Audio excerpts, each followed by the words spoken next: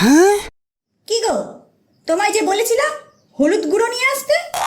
মানে আমি তো আগের সপ্তাহে 4 প্যাকেট হলুদ গুঁড়ো নিয়ে এলাম। তাহলে এত হলুদ গুঁড়ো গেল কোথায়? দেখি রমার মায়ের থেকে একটু পাই কিনা। রমার মা, ও রমার মা, একটু হলুদ গুঁড়ো দাও তো। আরে আজ সকালে রান্না করতে গিয়ে দেখি আমার বাড়িতে হলুদ গুঁড়ো শেষ হয়ে গেছে। কি করে হলো বুঝতেই পারছি না। নেই? আচ্ছা ঠিক আছে। পল্টু, এই পল্টু, একটা হলুদের প্যাকেট দে তো।